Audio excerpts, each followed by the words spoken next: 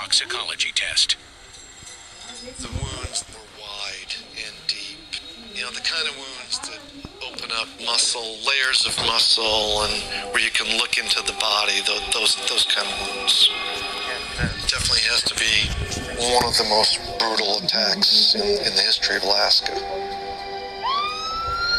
Lenny is struggling to survive the same kind of gaping wounds.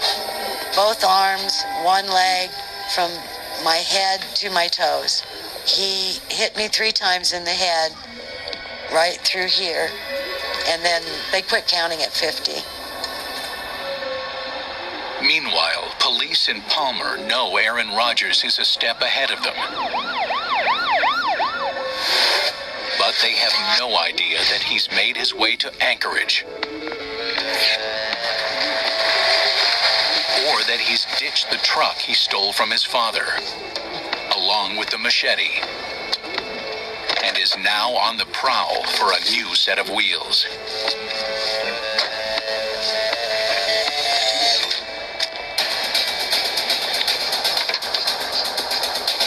He was looking for an opportunity, so he jiggled doors. His idea was, if I can get a car, I can get out of town and continue my flight. But there's someone standing in his way. 27-year-old Jason Winger, a graduate student at the University of Alaska. But he wanted to be on his own, and I think he was looking forward very much to being on his own so that he wouldn't have to rely upon his parents as a 20-something-year-old, and I think that was part of what motivated me. Even though he was somewhat apprehensive about going so far away into such a wild place as Alaska.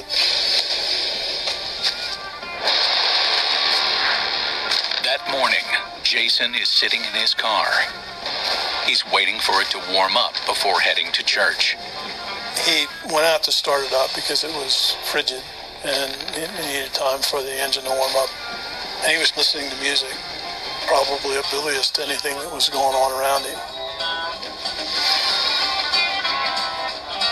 Out of nowhere, Aaron Rodgers walks up to the driver's side window.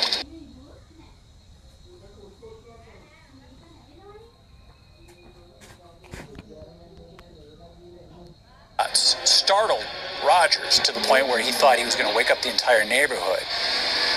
He's further alarmed when the weight of Jason's body collapses against the accelerator, revving the engine. Rodgers takes off on foot.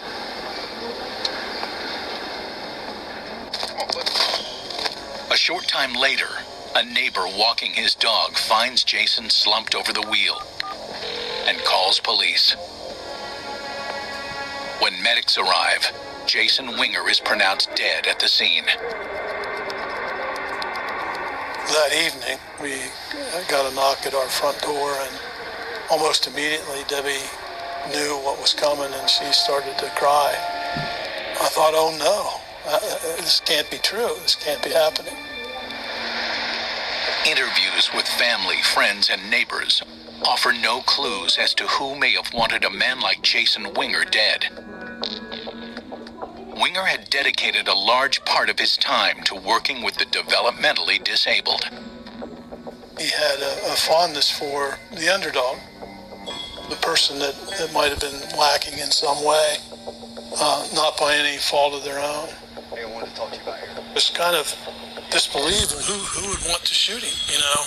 Why? What possible motive? Appreciate it.